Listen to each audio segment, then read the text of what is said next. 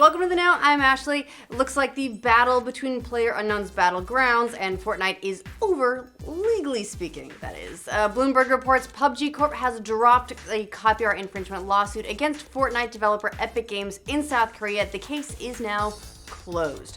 PUBG Corp filed the suit back in January, saying that Fortnite copied features from Battlegrounds. But when they were reached for comment, PUBG Corp and its lawyers wouldn't say why they dropped the suit or if a settlement had been reached. The two Battle Royale games do have some business connections with each other, though. Both are partially owned by the Chinese mega corporation Tencent. I don't know if that had any bearing on the case being dropped, if Tencent was like, look, could you play nice together? We get your money either way. So we'll see. We'll see if they end up talking about it anymore. But for now, it's over. We're definitely interested to see what multiplayer in Fallout 76 looks like. Everyone kind of wants to know, but according to a Bethesda rep, whatever you think it is, you're probably wrong.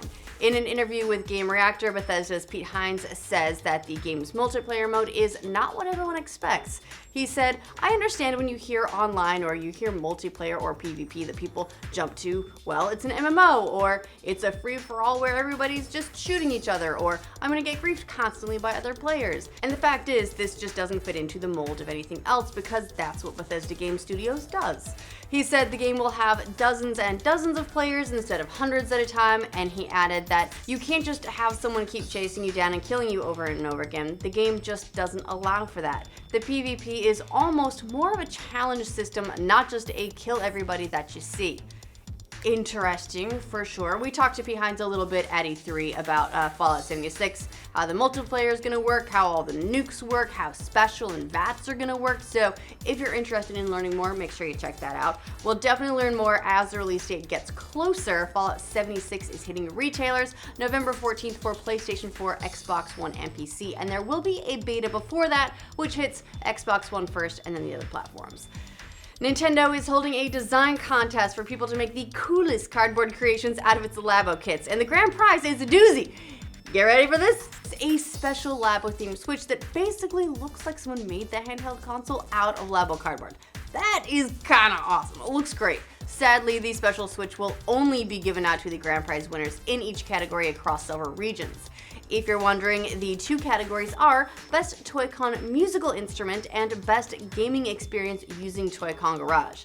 And if you want to show off your skills, the contest will run from July 9th to August 20th, and you can learn more at labo.nintendo.com. Fortnite's new playground mode went live this morning, then was quickly unlived. The new mode is a big departure from traditional Fortnite because it gives players an hour to do whatever they want while also giving them a ton of more resources to build all kinds of crazy fortresses. Great idea. Apparently still needs some tweaks because a little while after it went live, the game's official account tweeted, "The playground is closed for repairs while we investigate some issues with our matchmaking services." Oh well, hopefully it'll be back up soon. Maybe even by the time you're watching this. Keep an eye out. The zombie survival horror game Dying Light 2 was shown off at E3. We talked to the developers, learned a lot more about it. Definitely made a splash with gamers at Microsoft's presentation. The game's due out next year and mixes a lot of different elements from open world exploration, survival, even parkour, which you'll need to escape some of the more fast-moving zombies. And while 4K games are all the rage these days, the game's developer says he has a more important goal in mind: 60 frames per second, consistent. In an interview with WCCF Tech, lead designer Timon Smiktala said, "The most important thing for us is the fluidity of movement because it's a parkour game. You really have to be immersed in how you move through the city, so 60 FPS is more important to us than 4K. But we still have a year to optimize, and we have real wizards when it comes to optimization, so perhaps we'll deliver both 4K and 60 FPS. Hey, good for him. Look, I tell you what, I will take a nice smooth frame rate any day. Although, if you can chuck in some 4K in there, maybe some HDR, you know, I'll take them all. The game is due out 2019, PlayStation 4, Xbox One, and PC. And maybe we'll only do 4K or 60 FPS on the higher end consoles. TBD, we'll see. The Banner Saga 3 is releasing next month, wrapping up the popular fantasy tactical RPG series, but that doesn't mean its creator is done with the game's universe. In an interview with DualShockers, Stoic Studio lead designer Matt Rhodes said the studios talked about returning to the series sometime in the future. That could mean DLC, could mean other games, revisiting the world, which is very heavy on the Viking mythology in, I don't know, different kinds of media. Rhodes added that the studio is very keen to keep the Banner Saga flame alive and to find other ways to keep telling stories in that world over time.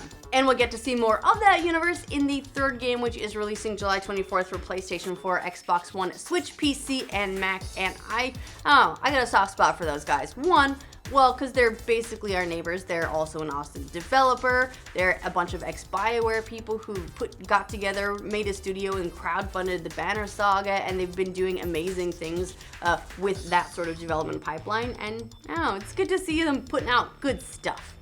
So yeah, soft spot, but still, hope it goes well. The Binding of Isaac was a really popular game that, along with games like Spelunky and FTL Faster Than Light, helped to usher in this kind of roguelike craze that came in earlier this decade. Well, now its creator is crowdfunding an official card game, and it's off to a good start. The Kickstarter campaign for The Binding of Isaac 4 Souls met its goal of $50,000 in just an hour and a half. Now it's up to more than $176,000 for more than 2,300 backers, and that's just last time we checked. By the time this video is actually out, it'll be a lot more than that. The campaign was created by Edmund McMillan, who was also behind Super Meat Boy.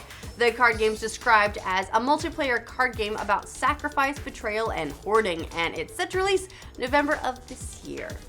The legendary, industry-changing comic series Watchmen is getting a new adaptation over at HBO. We knew about that. Lost in Star Trek's Damon Lindelof, running the show over there, has already promised fans this won't be a simple repeat of the comic or a slavish shot-for-shot adaptation like Zack Snyder's movie.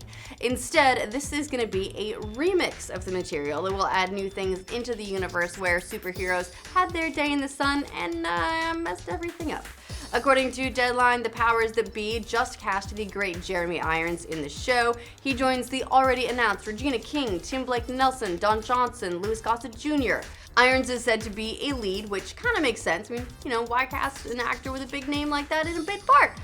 Unless you're Game of Thrones. But we don't know who exactly he's playing just yet.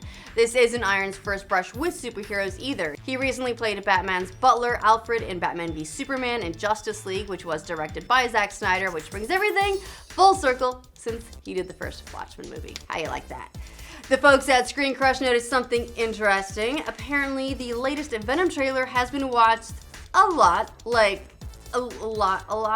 more than any previous Spider-Man movie, which is kind of crazy if you think about it. It sits at just around 64 million views on YouTube alone, and that's just counting the official Sony channel and none of the repost or trailer reaction videos. It actually dwarfs Homecoming's 27 million views, which honestly, I get it, that's a lot of views. But more than double? 64 million is a lot. However, should be noted it's nowhere near the record, which Infinity War has at a whopping 202 million views. And technically, Spider-Man is in that one too, so maybe the friendly neighborhood Spider-Man gets the official win after all. We can give it to him. We like him. He spoils everything. Haha. But it's still a huge achievement, and it bodes very well for audiences, at the very least of being interested in Sony's standalone Venom movie this October, seeing what it has to offer. Alright, that is it for this roundup. Let us know what you think of all the news in the comments down below. To make sure you get all the crazy news from every corner of the internet every weekday, like this video, and if you're new to this channel, subscribe to the know. The two Battle Royale games do have a connection with each other, and both are partially owned. That, along with Spelunky, FTL Faster Than Light, helped to kind of usher in the roguelike craze earlier this decade. What? Yes, earlier this decade.